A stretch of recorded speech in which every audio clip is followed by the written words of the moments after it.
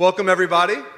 You're halfway through the conference, so hopefully we will have a lively panel discussion here. The topic is sports philanthropy. My name is Lawrence Cann. I'm a Columbia Business School grad, so it's really great to be back here. And my professional work is in what I call sport for development, so kind of like sports philanthropy. I run an organization called Street Soccer USA. But our panelists here, I'm going to give them a second to introduce themselves. So I'm sure they'll do a better job than I would. So we'll start with you, Eric, and just go on down the line, introduce yourself, and give a little preview of your work. Sure. Thank you, Lawrence, and thanks everyone for having us today. Really exciting panel with the rest of the panelists here. We're excited to have a great dialogue for the next hour. As Lawrence said, Eric DiMiceli. I'm a director at the National Basketball Association League Office. In my role, working our social responsibility and player programs, overseeing our cause marketing efforts, and really working closely with community partners and marketing partners to have a greater impact in communities around the world. We work closely with all of our NBA teams, our WNBA teams, our G League teams, and now our 2K teams to implement programs and platforms that really address important social issues around the world. I've been at the league for over 12 and a half years now, and excited to be here. Hello everyone, Olga Harvey. I'm the Vice President of Community Impact at the Women's Sports Foundation. And for those of you who don't know Women's Sports Foundation, we were founded by the legendary Billie Jean King 45 years ago. And really at the time, it was right after the passage of Title IX, the 37 words that changed everything, as they say, the federal law that ensures equitable access to federal funding for boys and girls. And so to really preserve the legislature and to ensure advocacy for girls and women, Billie Jean King founded the foundation. And all these years later now, we continue fighting for equal opportunities and making sure that girls can reach their leadership potential through sports. A little bit about myself. I grew up in Russia and have played sports since I was 4, so I don't know different. And while I started in the world of business and marketing in the for-profit, in the last few years, I found my calling and just love impacting the lives of youth that don't have the same privileges that some of us have had growing up. Hello, everybody. Good afternoon. Welcome to the post-lunch panel. So let's get the excitement up in the room. My name is Ben Schornack. I am a program officer for the Laureus Sport for Good Foundation. And similar to Olga, our foundation was started under the patronage of a legend. We were founded out of the words of Nelson Mandela. So many of you know the Invictus story of South Africa, where Nelson Mandela leveraged the sport of rugby in his country to heal racial and government divides. And he came and spoke at the first ever Laureus World Sports Awards. And he gave a famous speech that was actually part of the pre-reading for those of you that went through the videos and readings for this conference, where he said that sports have a unique power to unite the world. They have a unique power to speak to youth in a language that they understand. And they can tackle issues that even government can't tackle. And so we've kind of lived under that patronage. And we're founded actually immediately after he gave that speech, where a number of athletes and corporations came together and decided that we need to put money into this idea that sports can change society. So Laureus has been operational since 2002. And we've been really operational in the US since 2012, when Mercedes-Benz USA came and sponsored the Laureus Foundation here locally. We're currently funding about 40 youth sports organizations here in the United States and 130 globally, with the idea that sport can do more than just the physical activity benefits that we all know about, and can actually reach youth and teach them important life skills that transfer to other areas. Hello, everyone. My name is Tom Purves. I work at MLS in the Social Responsibility Department, and I'm responsible for managing the social responsibility programs that we call MLS Works. So at MLS, we strive to make big impacts in the communities where we play our games week in, week out. and that's why giving back is so important to us. Our priorities are in a couple of areas, and hopefully we'll talk about those with the panel in a bit, but youth enrichment, super important to us. Diversity, inclusion, incredibly important. Kicking childhood cancer, and last but not least, environmental sustainability. Thank you for having me, and look forward to getting on with our dialogue. Super. Well, thank you, guys. So everybody in the audience, as you're listening to the panel as we dive in here, we're going to have a time at the end for a few questions. So, formulate those, write them down, and we'll expect some good ones at the close of the dialogue. So, first, as we kind of get in here, I want to talk about this term, sports philanthropy. Because maybe it's a misleading term. We are, after all, at a social enterprise conference, so it's not necessarily just pure philanthropy. Let me turn to Eric and to Tom and see if you guys could talk a little bit about how your community work that you've just highlighted fits into your overall business strategy. How does it fit into the overall objectives that the leagues are trying to drive, or is it something that is in a separate bucket that isn't tied to strategy, that is more of your corporate responsibility than you're fulfilling? So how do you see your work? How does it fit in? How does it fit into the overall business? Sure, I'll start. And I just want to say congrats to Tom and MLS on 2 great games last night. Very fantastic, and I know you get into your championship next week, so congratulations to you guys. We're a little disappointed in the New Yorkers. The Red Bulls couldn't rally. Red Bulls couldn't get out versus Atlanta, but... Yeah, there were some sad people in Newark and New Jersey last night, for sure. I'll start. So, yeah, absolutely. I think it's a combination of both, right? At the NBA, we have our NBA Cares platform, which was launched back in 2005, really with the goals of addressing important social issues across education, youth and family development, and health and wellness. And those are very broad pillars purposely, so as part of business wherever we're doing around the world, we have a social responsibility component to that. So whether it's creating places for kids and families to live, learn, or play around our NBA All-Star Game or around the NBA Finals, or working with nonprofit organizations like the Laureus Foundation or like Boys and Girls for America to be able to give back. It's really in our DNA of what we're all about, and not just from the league level, but from the teams and from our players. Our players are really passionate about giving back, and not just where they play, but where they're from as well. Our league has, about 25% are from international places around the world, so a lot of our work, including our global games, always bring that social responsibility component to it as well. Thanks, Eric. And just to piggyback on what Eric just said, like with NBA having those kind of core pillars, I think back to the business of what we're doing, I think it's really important to kind of have your lanes and go deep and go strong in there. It's very easy to be something for everyone. There's always important work to be done, but I think all of us need to kind of focus on what we think the DNA of the fabric of what our organizations are, and then kind of stick at those parts. So I think in answering the question about the linkage with business, I think what we try and do at MLS is well, as many organizations, like listen to the fans, do your research, understand what drives the fans, what are they interested in, what do they want to do, because it's a two-way street. So as we came up with our pillars, and obviously we're a young league, important that be integral to what we're doing, that it's something that the fans really care about. So doing the research, I think, is super important too. Yeah. And so let's talk a little more about that. So when there's so many great ways that you can make an impact, and you're deciding what to take on and what not to take on, are you guys who's doing that research? How are you sourcing from the fan base, from the partners?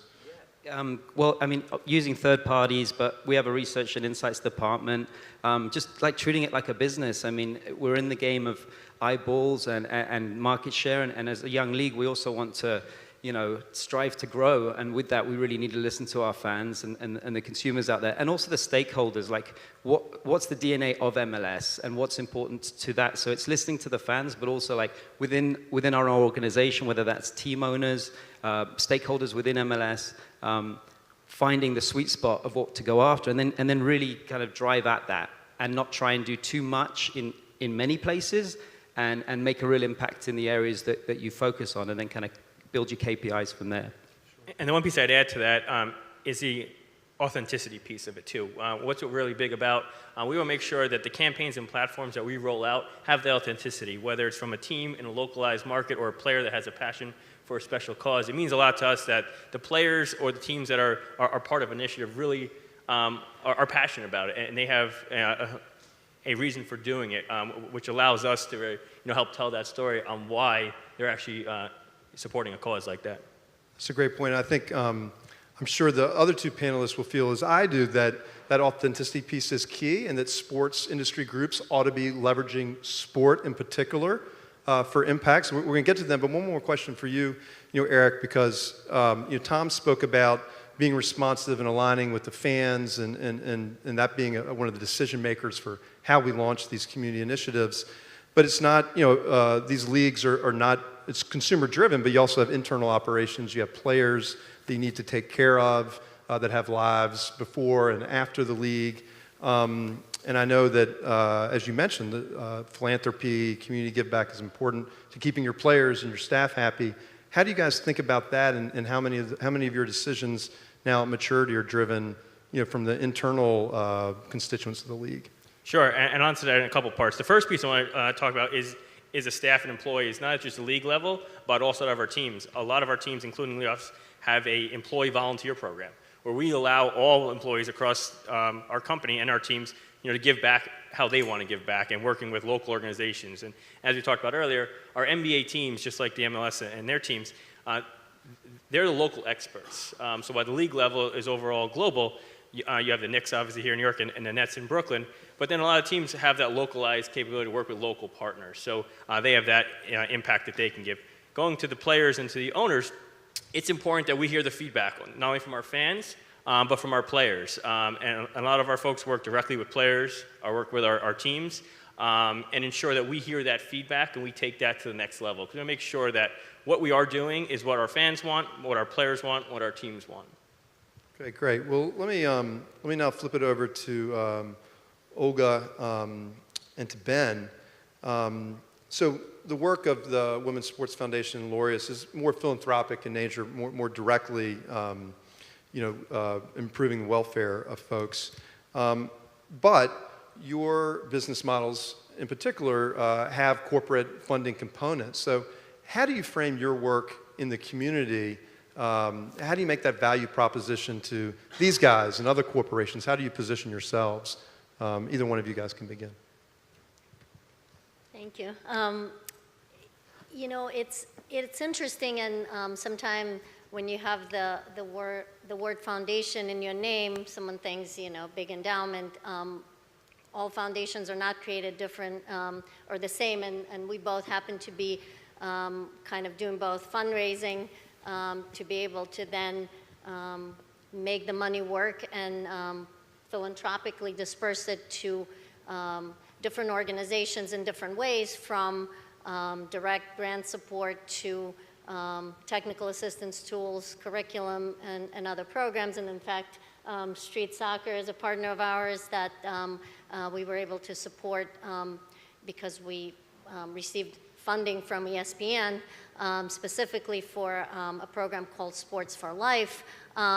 So what the Women's Sports Foundation really does is the research to be able to back the corporate funding with solid recommendations that tell you, if you're going to partner with us, here's the way we can put this money to work for good and to really change the lives of many. That's the business model, but the research is so important because, of course, there's so many people and organizations that are going to be doing great work. So in this particular case, the research for us has shown that while girls don't have as many opportunities in sports, the girls of color, specifically in the middle school danger spot where they drop out at the rates twice as high as those of the boys, really need that extra help. And so ESPN was interested in saying, you know what, let's partner on this Sports for Life initiative that will allow us to really make a difference throughout the country, but very targeted. And so as a result, over the last 5 years, we've dispersed over $1 million and reach 50,000 girls like the street soccer girls in Chicago and San Francisco more recently, but really in all states. And the programs vary. Every corporate partner has a different mission in mind. So in the case of Junior NBA, we met with the team, and they really love the research that, you know what, we need to engage more girls, and the joint curriculum, which I know Eric is going to talk about, came as a result. In the case of a partner like a Gatorade, they're interested in Olympic competitions, so they want to fund a program that we jointly came up with that's called Travel and Training Fund for Aspiring Olympians. And what's really neat about that program, since its inception, more than 1,300 girls that wanted to hold that Olympic gold medal received funding, and some of them have turned into the superstars that all of you would know, the likes of, you know, Michelle Kwan and Christy Yamaguchi, and you know, the snowboarders that are competing in the Olympics this year. So what's really important is to have sound business model, but also a footprint that will make it efficient for corporate funder to get maximum impact by partnering with an organization. Yeah. Great. So I'll continue on that. So Laureus is an intermediary foundation, which means we have primarily corporate funders that provide money to us, and then we fund grassroots on-the-ground organizations. And I think that can be confused as a pass-through, and it's a valid question to ask, why wouldn't the corporations just give their money directly to programs? And I think there's two primary reasons. I think the first is what Olga just touched on, which is sector knowledge and expertise and research specifically about the constituents that are going to be receiving the grant money. So I think it's asking a lot of corporations to have them always be on the cutting edge of philanthropy, and specifically in our case in sports philanthropy. And so we can provide some of that expertise through funding that we put into research and through our on-the-ground relationships with the programs. So as a specific example of that, if a corporation came to me and said, why should we have money go through you? I would reference that I've been to Lawrence's program 10 times in the past 5 years, and I already have a good idea of what they do, and already have relationships built with that program. And so it's recognizing that as something that not every corporation is going to have the resources to be able to do. I think the second is that I think that, and this is to Lawrence's first question, I think that there can be conflict between what's good for a business and what's good for programs. And I think having an intermediary foundation in the middle allows us as Laureus to teach in both ways, to continue to inform corporations on what is impactful on the ground and what people in their communities that are doing the work see as most important, and likewise to inform programs on the priorities and strategic direction of corporations. So I think that intermediary role helps control some of the power of balance and helps add expertise to make sure that corporations and programs that have a lot of money are using that in the most impactful way that they can for their communities. Can I just add on that for 1 second? I think that's a great point that Ben brought up, was that's what we do at the league level. We like to partner with experts in certain fields, whether it's doing work in sub-Saharan Africa, or doing something in Europe. We like to align with a community partner that has boots on the ground, that is really having an impact, right? And we can use our brand and our players to help raise that awareness of what the great work that organizations are doing. And there are like thousands of organizations out there doing great work that focus in the areas that we focus in on, and working closely with them, not just to have that greater raising awareness for them, but even for measurement too, because they're the ones on the ground that see the day-to-day results that a program that one of the leagues or a team can bring to a community really has that greater impact over time. Yeah. And quickly, to their credit, we work with both the NBA and the MLS in that capacity. And so not calling out those corporations, because I think, to Eric's point, they both see the value of that, and I think it's an important place for foundations to live. Yeah, I think it's a fascinating point. I mean, we talk about philanthropy, and so often I'm sure Women's Sports Foundation, even though you're a social change organization, in addition to making grants, you guys get approached in a traditional manner of, give me a handout. But I think most of the nonprofits, as they're around, really see themselves as partners or consultants or experts. So maybe any of you guys could take this question, which is more, how has either your organization changed to be more of a consultant or a partner or a long-term a partner, or from the corporate side, how do you divide up your budget in terms of how much do I want to give to direct impact, and how much budget do I put towards thinking about strategically how to spend that targeted money for impact? Does that make, yeah. Yeah, it is a very interesting balance, because it's very tempting to want to give the money directly to an organization that reaches out and says, look, I have this girl, and she was able to accomplish X because she came to our program. If you give me $1,000, I can serve 10 more girls. And there's merit to it, and your money doesn't go as far as if you pull the money to, let's say, develop a curriculum. And we happen to have had one award-winning curriculum since 2001 called Go Girl Go. And since its inception, we've been able to reach 1 million girls and really allow program leaders to teach the girls all the social, emotional, and leadership skills that are so necessary, in addition to playing sports, to then reach their leadership potential. So which one is better? Which one is more worthy? I think they're both very important, and that's sort of the balance that you have to strike, where you do as much as you can within your strategic footprint and within the priorities of, obviously, partners that you have aligned with as well, and the climate. So, for example, if, and I don't know if this is the right place, but I'll just quickly make a plug for everyone here who cares about social change. You have 60 days to be able to put a note into the Federal Registry about, if you happen to disagree with Betsy DeVos' proposed changes to Title IX to basically limit women's and really men's opportunities to report sexual assault on college campuses.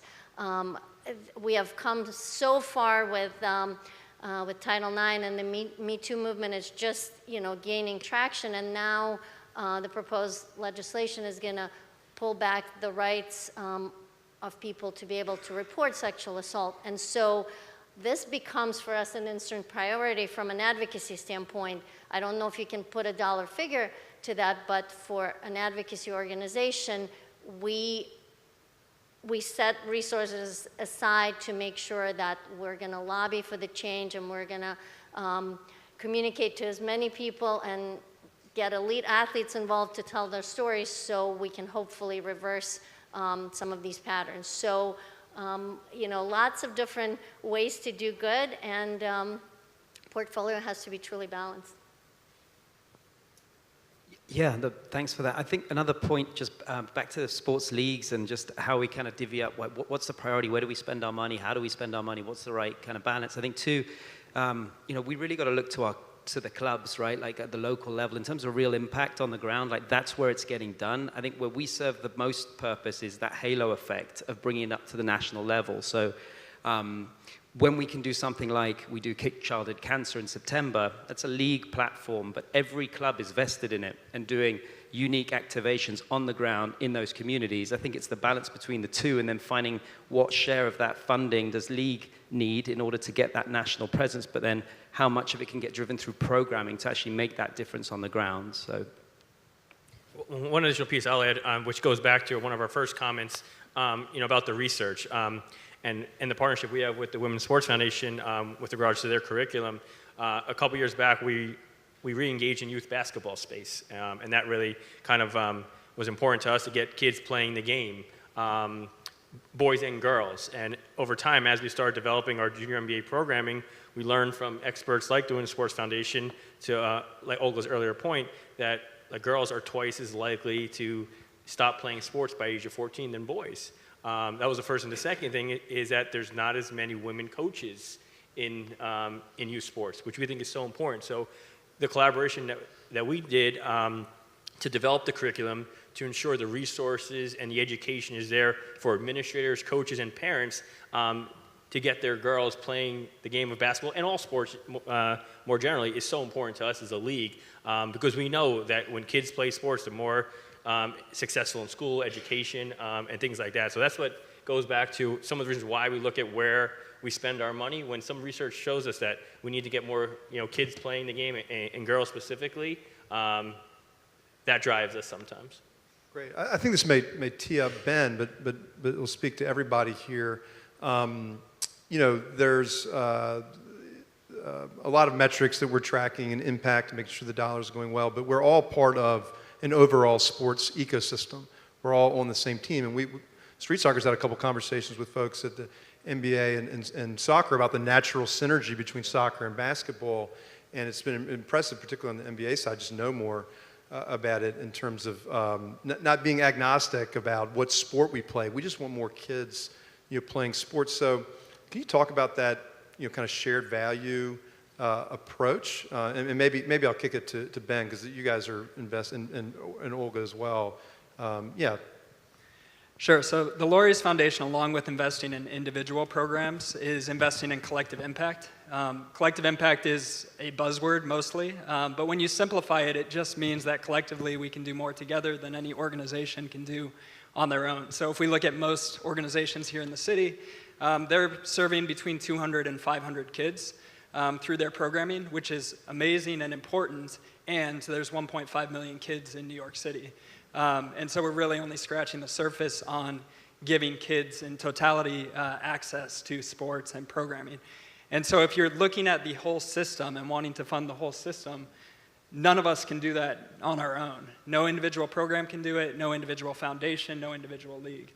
And so a lot of what Laureus is putting their investment into right now is creating community conversations and capacity buildings to get us used to working with each other, to think about all of the different value propositions that we can add, and to think collectively about how we can make a strong case for sport as a solution.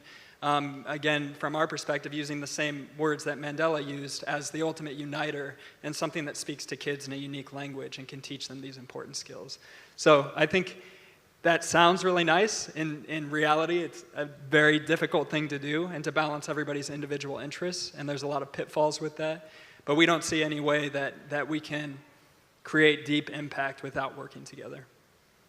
Yeah, well, and to add to that is that this notion of, and that used to be the case, I got the kid playing basketball and now I got him and, they should specialize is kind of passé, right? And there's proven benefits of multi-sport participation for kids and really not specializing till, they go into their teens and the high school. And even, in high school you can play one sport in the fall and one sport in the spring. And so the reality is if you capture the parents' attention, you don't need to own the kid all year round. It's great to collaborate and to allow kids to play all the sports. Easier said than done. I've been to lots of conferences and happen to be on the board of United States Tennis Association, and they talk about it all the time. But at the end of the day, you kind of still want this child to pick your sport, and so that it's been an interesting dynamic. But at the end of the day, if we care about the child and their well-being and their potential. I know we talked in preparation for this panel. Yes, of course, high-level competition and whether it's gold medals, that's an aspiration. But reality for very few, good, enriched life and capacity to learn and know teamwork and really apply it to everyday life is really what majority of the children are gonna experience if they play sports, and that's what we should all care about as kind of, I guess a society of sports philanthropists and providers. Yeah, certainly. So I think we've set a good table. We've scratched the surface of a lot of interesting topics, and I actually have now a ton of questions I'd like to dive into, but we do have a timetable, so I want to open it up for questions now that we've introduced some of these topics and have please just stay. You see the mic that the gentleman's just addressed? You can get in line and ask your questions.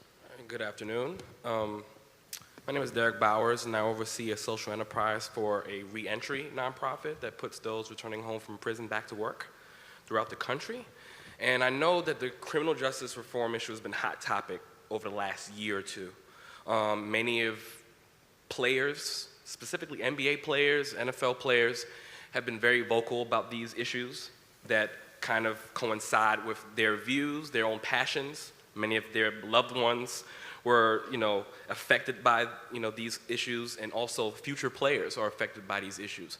How can organizations such as mine leverage ourselves to be able to create partnerships with organizations with such as MLS or NBA? So I'll let the leagues respond, but Ben may have a good answer for you too. Go ahead, Ben. Oh, I'm up first?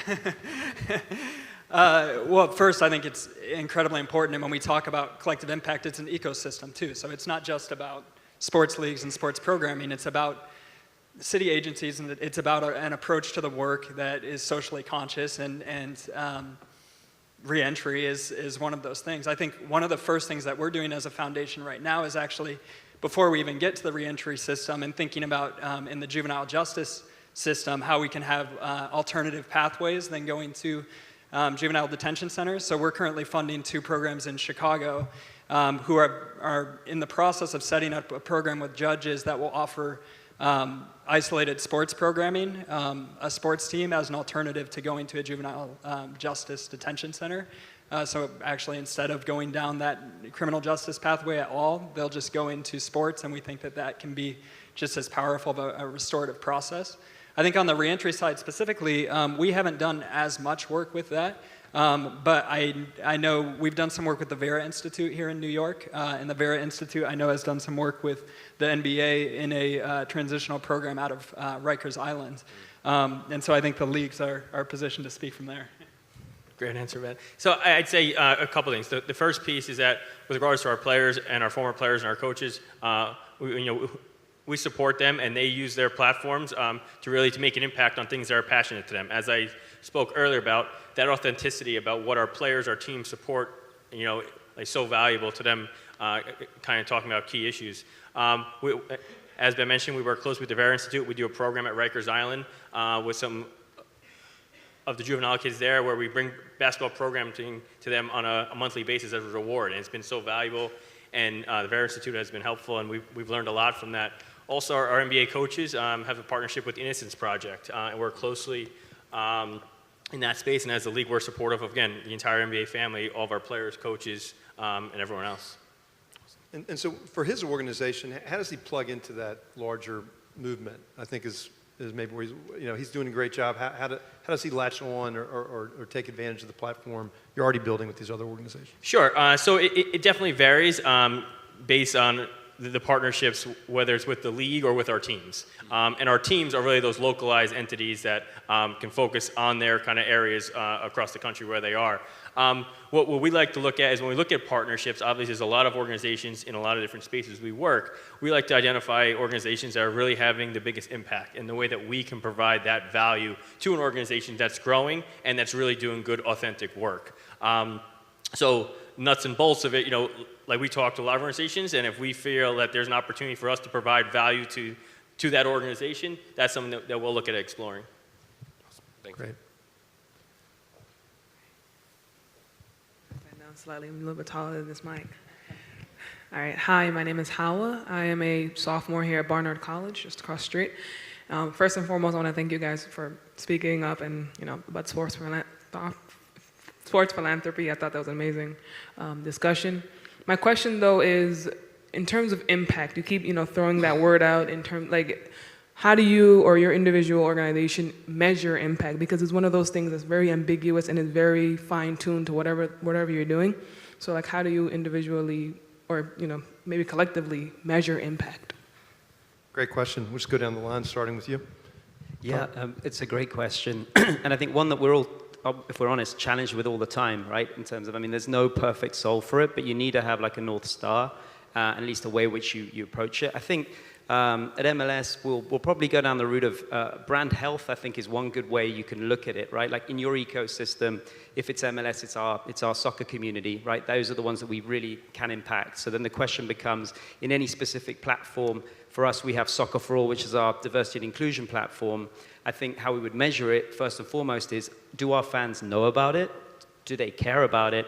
And the perception of it, like, are they perceiving it in the way that is real, that is authentic? And you can do all that by research, and that's part of what we do to just see how we're tracking performance-wise. Are we hitting the mark, or do we need to tweak something, or focus on another area, or take a different approach? But I think that's a way in which you can just gauge within your community or who you're actually speaking with on how that's going to work. And then there's other things, just like tangible stuff, like I'll use the example of within the month of June, we prioritize Soccer for All month at MLS. All our players wear Soccer for All t-shirts, and we encourage our clubs to really elevate what they're doing in that space, whether it's women in leadership, anti-bullying, LGBTQ pride nights, those types of things. And how you measure the impact of that is just like the number of programs and the quality of the programming and how many people they touch.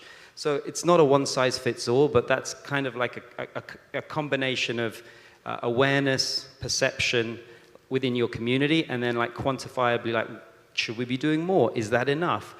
Should we be investing more to up the activation programs by 20%? Those are all things I think we'll all have different approaches on, but I think that's the mindset, is that with everything you're doing, there should be a North Star in terms of what you're trying to get to. Otherwise, it's really difficult to stay on a path.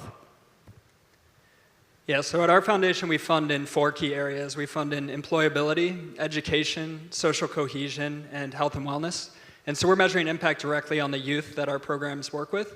And there's different measurements set up for each of them. When we fund a program, they're applying specifically within one of those buckets. And then we have a conversation with them first to learn about the measurement that they're already doing, because we trust them as community leaders to have a good idea of what's working in their program and how they can best measure it. And then second, we suggest some of the programs that we use as measurement partners.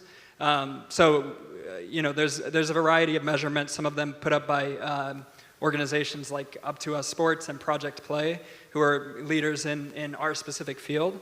And we'll work within those along with what they're already doing at a local level. I think the bigger thing that we're working on as a foundation right now, in the research about collective impact, one of the core tenets is a shared measurement system. So if we want to go to the city of New York and say, here's what sport has the power to do in our city, we actually need to have data from basically all of the programs that are doing the work in New York City, and that takes some sort of coordination on what we want to measure. And so we've invested heavily in a program called Algorithm that has developed a tool for us that ties sports and coaching activities directly to social emotional learning. And so we're actually rolling that out next year, where we're going to allow all of our funded programs to have access to that platform for free. And we'll actually be able to put forth data that says of the 50,000 kids that are part of the organizations that we fund nationwide, here are the results that we're seeing. I think last thing, with the collective approach, what is more difficult to measure is collective systems movement. And that's a piece that we're still trying to figure out. I think we know how to measure individual movement with the youth. We don't know how to measure if the system is changing, and that's something that Philanthropy has been trying to figure out for a long time. So come talk to me if you have ideas about that afterwards. So impact is a very difficult question, right? And we all knew we were going to get it, so I happen to have a couple of stats here with me. But as the Women's Sports Foundation, our mission is laser focused, right? It's the gender lens. So we happen to have 45 years of impact, and I'll quote a couple of statistics that could be helpful for you guys to know, that are obviously very positive. So before Title IX was passed in the early 70s, 1 out of 27 girls played sports at organized level, let's say, high school level. So that's less than 4%. Today, that number, 45 years later, 46 years later, is 2 out of 5. So that's 40%. So going from 4 to 40 is pretty darn amazing. So that's true impact. But the reason we're not resting on our laurels is, what about the other 3 girls, right?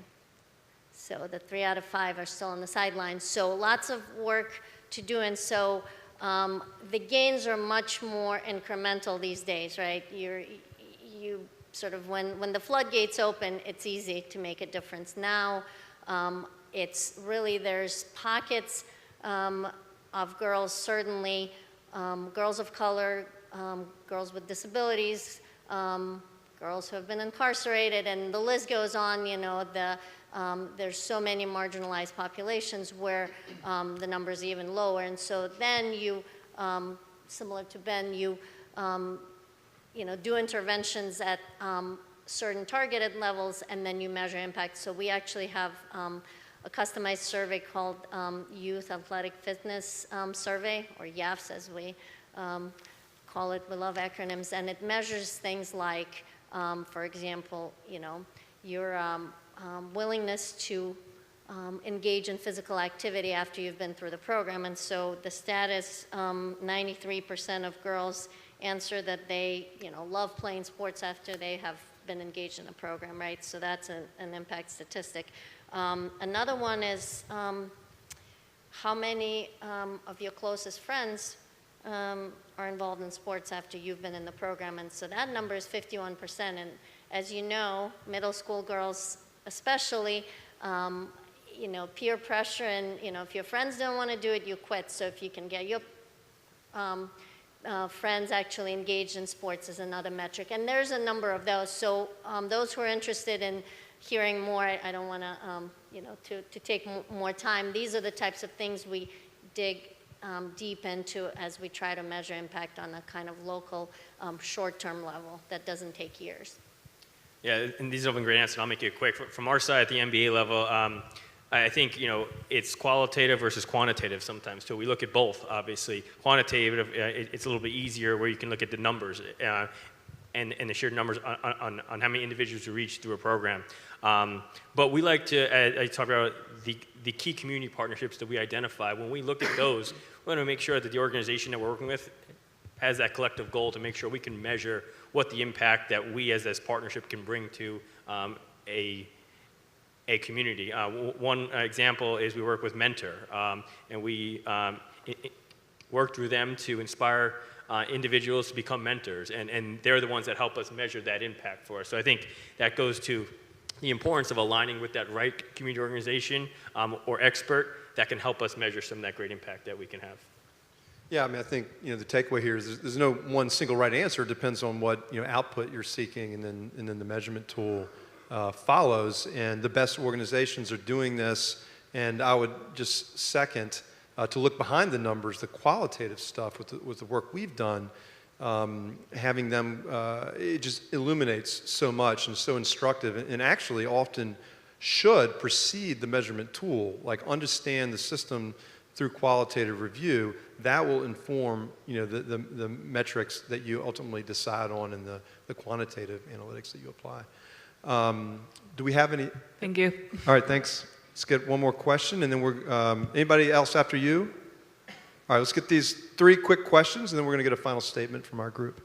Thank you. I just actually have a specific impact question. So my organization is currently working on creating a sports and learning center within the community that we're working with. It's an underserved community, and it's actually based in East Africa, so it's a bit specific, but wanted to get your take on any suggestions that you have or learnings that you've done about creating kind of a sports facility within an underserved community as we're still building this. So creating a sport facility in an underserved community. Yeah, I'll jump in there. So we do a lot of this, and we've done projects all over the world. One of our kind of key measurements is places that kids and families can live, learn, or play, whether it's basketball courts, playgrounds, reading and learning centers, et cetera. The quick answer, and I'd love to have someone else's feedback as well, there's a lot of obstacles that you may not be able to see right away. And make sure you're doing your due diligence on the location, the other parties that are involved, and then going back to my earlier point about identifying the right local organization and the right folks who are, have the same goal as yours to create that impact. And what I'd say is when you identify it, it's not just about the bricks and mortar, it's the programming to follow. You can do a court anywhere in the world. You can figure out how to build it, put down the lines and the hoops. But if the program is not going to be sustained and the community is not invested to feel ownership in it, like it could be graffiti the next day. It could not be there anymore. So making sure that there's someone that feels ownership in the community that will really take it to the next level and utilize it for the years to come is so important to what we do. Yeah,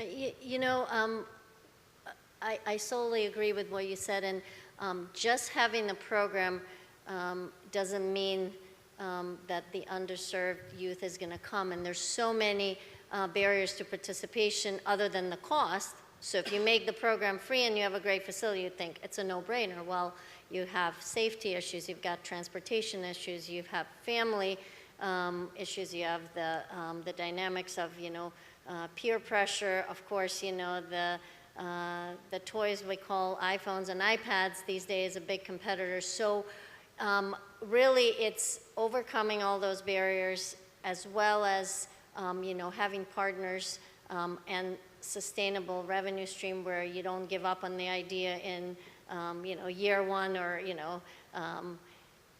session one if you don't get the numbers that you anticipate. Really sticking with it and building slowly is my advice. This is a big topic with a lot of, I think, expertise here that everyone can speak to. So I think you should check in with some of these folks and we can direct you to some partners. And I would finally say the system, the location, the facility is never the ends, right? That's a tool to drive whatever outcomes, and you should think of it that way. We've got two more quick questions. Hi, how are you guys? My name is Tom DeMeo. I'm a SEPA student, class of 2019, and I've worked in the sport development space for a while now, both in West Africa and in the Bronx. My question is along the lines of the appetite and the interest from a financing kind of donor perspective, in the sense of, youth participants who have kind of reached the point of college age or just after. So I know there's a lot of focus on middle school and high school youth, but also kind of tracking into those long-term outcomes to see, what is the result on that end. So as an organization that might be forming to, work with middle school and high school youth, but then, pay attention to those issues, how important is that from you guys from a funding perspective? It's important for us. We certainly look at college matriculation rate, and we look at, again, one of our funding areas is employability. So we're looking at if youth who go through our program, specifically a high school or young adult program, are getting employment or going on to college afterwards. I think the piece that I'll say is I think foundations and programs can fall into a trap of saying that that college matriculation or even just getting out of the community period is the only means of success. And I think one of the things that we look at a lot, more through the qualitative data, is are these youth growing up to be leaders within their community, and understanding that that's going to look different and doesn't always fit the societal norm for what leaders in a community means. And so it's conversations with the programs about, specifically if it's programs that are led by people who are from the community that they're working in, it's conversations about what does success mean to you, and then again, that our kind of flexible impact system allows us to then measure against that with their youth as they grow older. All right, we're going to have to go right to the last question, because we're running out of time. Good afternoon. I'm a Columbia Business School graduate, nonprofit professional with a background in public health, and very good panel. Here the target population across a lot of your programs is youth and young adults. And my mind goes towards adults and thinking about the rehabilitative impact of sports, as somebody else just mentioned, and thinking about health systems and payers' efforts to improve the health of adults from a preventative standpoint as opposed to a treatment standpoint. What are you seeing around programs that are focusing on adults, and how, if at all, are you working with healthcare systems payers to use sports as a way to prevent diabetes or to treat diabetes, high blood pressure, all of these other kind of chronic diseases that can be improved with physical activity? a fascinating and important topic. So let's just get a quick, thoughts on that, and then from there, I'd like to give you guys each a final word to either highlight a particularly impactful initiative that you have, or maybe share with us a little bit about the future of sport for development, where things are going, whatever final word each of you want to leave us with, and we'll wrap up. So any initial thoughts to the question? Yeah, I think that it's a really important population group, and you just need to see which funders have that focus. I happen to have been actually talking to 2 different organizations recently, and one of them specifically called out, they're calling them mature programs, but so important to sports have lifelong benefits for everyone, no matter what your age is. In fact, you turn into the kid when you're, playing a sport, and so just if you're looking for funding, it's finding those who want to fund this initiative, but it's just as important and a great preventative way instead of spending money on healthcare for sure. Yeah, and I'll just say, and I'll wrap up too, is on our side with health and wellness, especially for adults and kids, it's about families and ensuring that the entire family is focused on health and wellness. And a lot of time we have a program called NBA Fit, and people think of physical activity and playing basketball, playing soccer, running, but it's more than just the physical activity. It's the nutritional side of things, so making sure you're eating the right foods and the healthy alternatives, and also on the mindfulness side. And ensuring that it's full, it's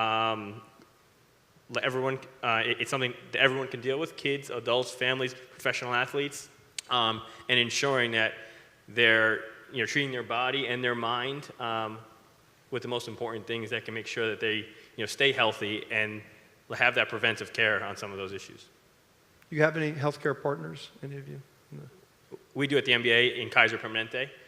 We've been in partnership with them for about 4 years, and they are very active in our NBA Fit platform and really focused on total health, as I alluded to earlier, ensuring that physical activity, nutrition, and mental wellness as well. And they've been a great partner of ours. They're a partner with some of our teams and our players as well. Great. So I'm feeling at my job because we're over time. They've warned me, so I want to give everybody a final word, and then we can hang around and answer questions. But thank you to the panelists. I think we just scratched the surface of a lot of expertise and knowledge here. It's kind of hard to stay at this high level when there's so much expertise here, but thank you guys a ton, and I'll turn it to you to finish us. Sure, I'll start on this end. So I think it was a case study or an example of something that we're doing. Yeah, great, okay. So I'll use our example of pediatric cancer and what we do there. And I think to all leagues, the power that we have is really to, create mass awareness for something in a period of time. So in September, we have Kick Childhood Cancer, and literally the league goes gold. And we're talking the ball, the net, our LED, the whole league goes gold for a month, and that's driven from the commission all the way through clubs and down to the players and the fans. Engagement nights all the way through the month. And I think for a league like us, we wanted a place that we could break through, and September and that importantness of childhood cancer really resonated with us, and it's something we're now had our 5th anniversary of that. So again, a young league, we're growing and learning as we go, but just seeing enormous impact of the power of a league and all the clubs together to get behind one cause, to raise awareness and drive a ton of fundraising for cancer research in that field. So I'll finish with that. Final word, Ben? Sure. So here in New York specifically, which is where I personally do most of my work, we're running an initiative called Sport for Good New York City. And it's built off of model initiatives that we did in New Orleans and Atlanta, which are still in operation. And I think that's the way that we're approaching this collective impact work. And so over the past year, we have been working with pro sports teams with the city agencies like DYCD and Department of Education, and with youth sports organizations, both nonprofits and for-profits, to begin to get a feel for the type of work that they want to do and to begin to set a common agenda for how we can come together and orient around this work. The research on collective impact work says that the average project to actually achieve any measurable impact takes between 7 and 30 years. So we are in year 1, and I will talk to you all 8 years from now, and hopefully we'll see some great movement. But I think I would encourage you all to check it out if you're interested in being involved in, again, that ecosystem. Our website is laureususa.com, and then you can actually join as a member of Sport for Good New York City, which will give you access to some trainings, but probably more importantly for this group, networking events and conversations with community partners about what social change through sports should look like in our city. Olga? Sure. I think Eric may have touched very briefly on the coaching space, and we really didn't even, tackle that, and it's a big one. And so we have recently done research called Beyond X's and O's that really dives into the patterns and really dropout rate of number of female coaches. And so as a result of that research, you want to put it to good use. We actually just started a fund for advancement of women coaches in honor of Tara Vanderveer as legendary Stanford coach. And while it's going to take, again, years to change those numbers, we're doing research on gender competent coaching, because the reality is men are going to coach girls, and there's lots of help that all coaches can get in that space. Extremely important. I'll make it real quick. I think just for us as the league and our teams and our players, just ensuring that we are staying top on all key social issues and being able to be adaptive to what's changing in the world today with social media, and utilizing some of those platforms really to raise awareness for key partners that we work with, and just having that greater impact around the world. Great. Thank you guys so much. Appreciate you. Sorry we ran over.